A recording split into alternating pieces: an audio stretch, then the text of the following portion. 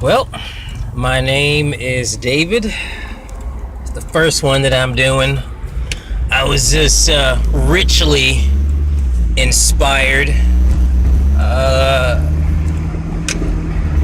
by a mentor. Let's just call it that. For the time being, let's just call it a mentor. I was just richly inspired by a very good mentor. A mentor that means me nothing but good. Has my best well-being in mind, for longevity purposes especially. And this will be the first one that I'm doing. I'm David. My name is David Walker. I'm 35 years old. As you can see, I'm chocolatey. It's for you, YouTube. I know you would appreciate that joke. I jokingly tell people that I'm like a Kit Kat Brown, you know. But it feels good doing this, right? This is therapeutic for me. But I'm 35 years old, going to school for broadcasting. That's a science, Associates of Science in Broadcasting, and at City College. I'm right out here in beautiful Fort Lauderdale, Florida. Florida is a very weird place. There's no real way to describe Florida. If you ask a Floridian, how do you describe this place? They be like, what the? I don't know. Florida's a very weird place. You can't describe it. It doesn't know how to make up its mind yet. You know, anywhere else you go in the United States of America, like, oh, California, oh, this is what California is, or this is what New York is, or you know, you hear words like artsy for some places in Texas, but Florida, a different beast altogether. So I'm doing these, you know, this is the first one I'm doing, and you probably want to hear a little bit about me. I have a daughter. I'm a dad. I'm a single dad. I'm a single guy. My daughter's mother and I, we're pretty civil amongst each other, and we want the best for our daughter. We both have agreed that we have our daughter's best interest in mind, and that interest, which is the top priority and focus for our daughter, is her education. So we push that. That is always pushed for her. That is something that we agree on wholeheartedly, and I'm so thankful that we at least can agree on that. She's a nice lady. We just didn't work out, and you know, we love our daughter. But students, I'm heading into season 4. I call them seasons. It's a Netflix episode. I'm the star of a critically acclaimed Netflix series. It's called David's Life. I'm the star. Everyone in my life is a part of the supporting cast. I'm sure you've heard that joke somewhere. I don't know. But I'm just expressing how I feel right now. But I'm heading into season 4. You know, I'm a week out from the beginning of season 4, and of my educational career, 4th semester, and I'm excited. You know, it took a long time for me to get a lot of the distractions in my life out of my way, and it feels good because I'm really starting to embrace and understand, you know, that where I am, the type of person that I am, I'm starting to really embrace and understand that, you know, for all intents and purposes, I am a bit of a late bloomer. I'm a bit of a late bloomer in life, and there's nothing to be ashamed about that. You know, there's been lots of late bloomers throughout history, throughout American history. Okay, specifically. I won't go into that detail just yet. And believe you me, I do have a list. Trust me. But, you know, I'm a late bloomer. I'm a dad. You know, I don't know what I'm doing. I just go off of instincts.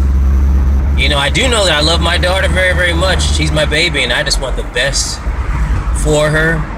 And I just try my different best to try to set a really, really positive example I listen to her. She talks to me. And, I'm unemployed. And I'm really searching for a job, to work in the field in which I'm, going to school for. And, the struggle is real, as they say. I'm out on my own, juggling, thank God. I have a lot of praise to God to give.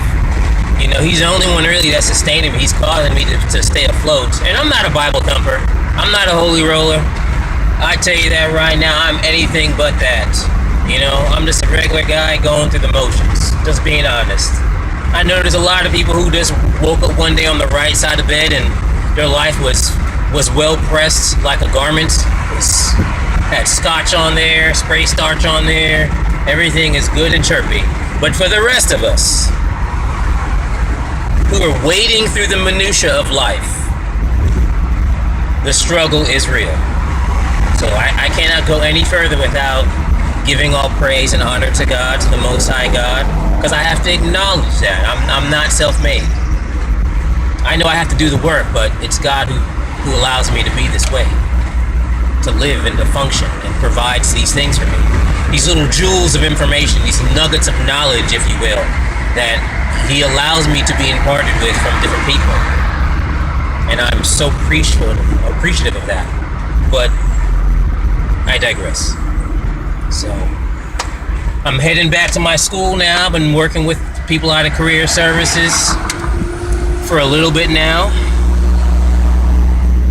trying to get me a job. I got all spiffed up yesterday, all just to be let down. And I know failure is a part of success, so that's okay. I'm not going to dwell on that. It's okay. It's just another hurdle, just another hurdle. Life is nothing but just a series of hurdles. That's all it is. I was talking to my daughter yesterday, dropping her off to her mother's, and I equated life to her to a race. It's a rally. It's a race. And it's the race of life is equipped and outfitted, if you will, with nothing but hurdles. And sometimes, you're not always going to get over the hurdles immediately, I should say.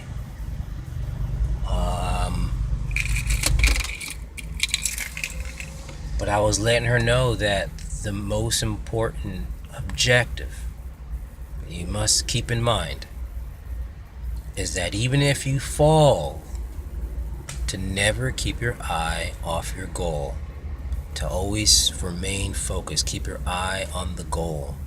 Never even look left, never look right. Don't pay attention to if someone else, within your same realm, within your lane, is advancing, because they too have their own hurdles to get over.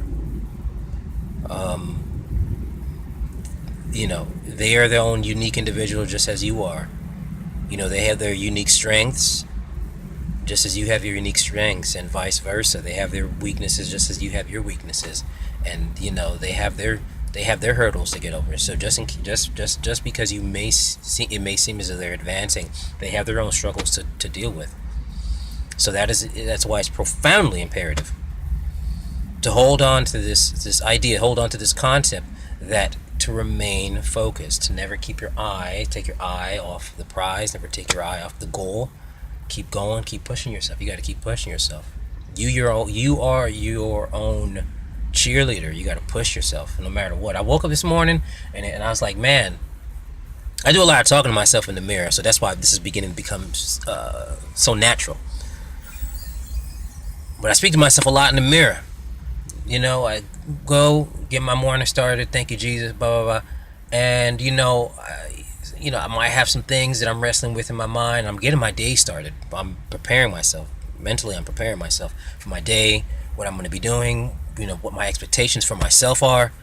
What I want to achieve. What I'm looking to achieve. What I'm going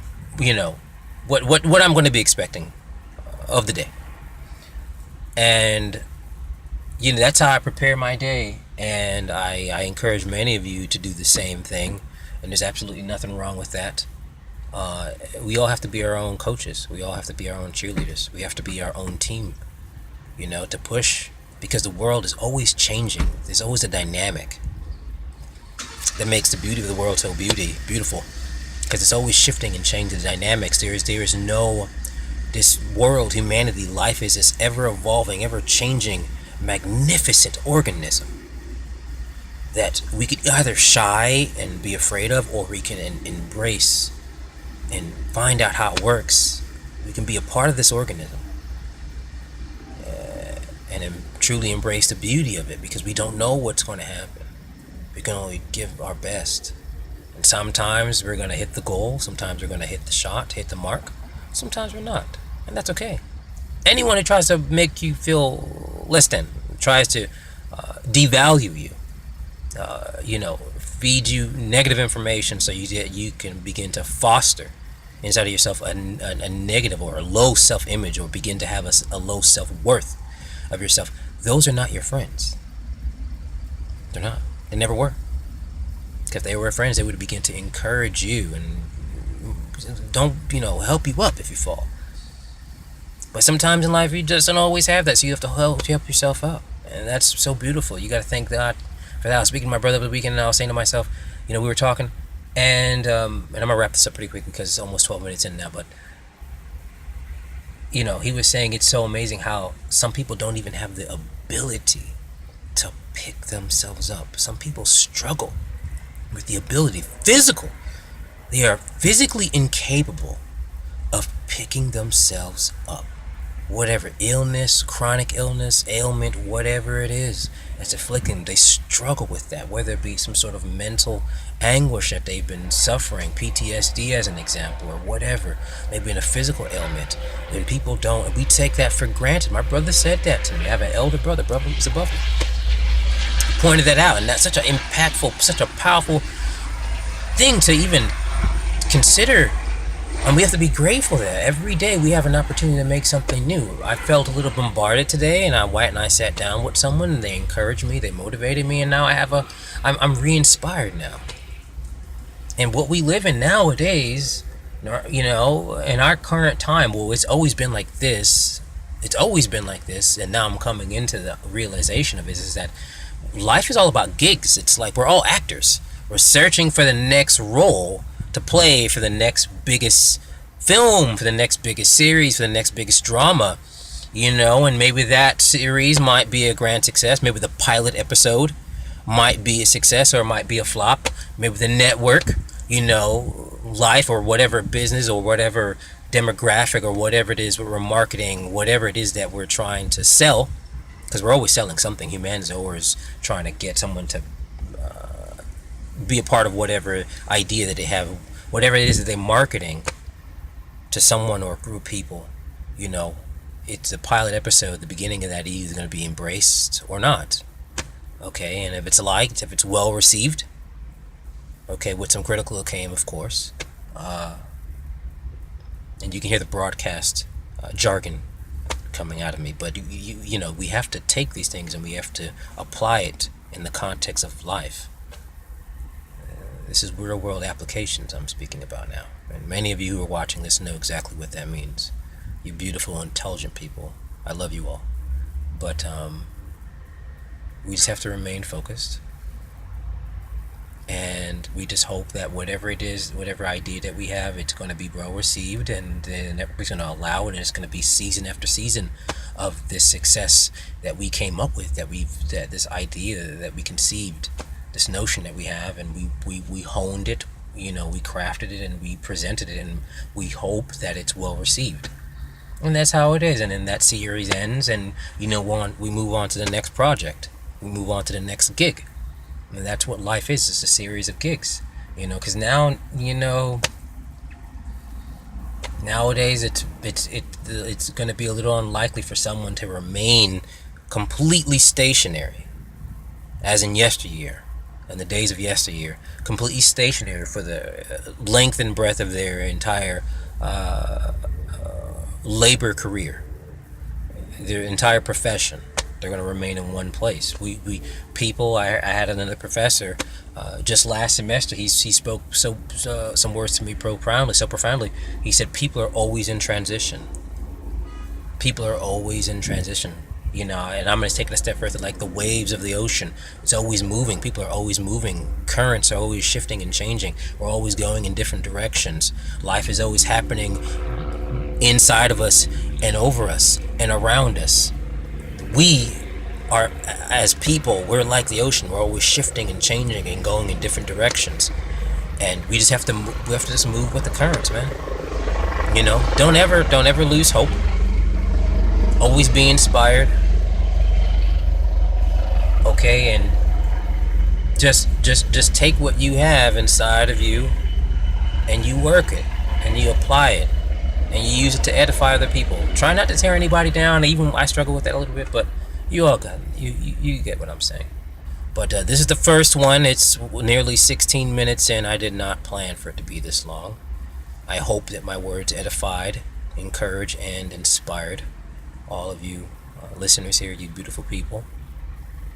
And I wish you all the best. Okay? So God bless, take care, be safe, and until next time, I'm headed into career services now, and I'm going to demand that they find at least 1 to 2 jobs for me per day. They set me up with at least 1 to 2 interviews per day, and I'm going to march in there and I'm going to put them to work for the amount of money that I'm spending to come to this place. They damn sure better be able to put together an interview or 2, at least, no less than 1 per day, for me to work within the industry in which I'm going to school for, I'm being educated for. So I'm here at City College, and I'm marching in. I'm going to put them to work. I'm going to be tact and respectful, of course. I don't want to disrespect anybody. I don't operate like that unless you really, really fucking piss me off. Then you'll see a bad side of me. But I'm going to go in there and I'm going to be polite and I'm going to say, hey, listen, this is what I want. And, I have an expectation of career services, career placement, job placement. So I'm going to go in there, wish me all the best. All right, take care, God bless, and goodbye.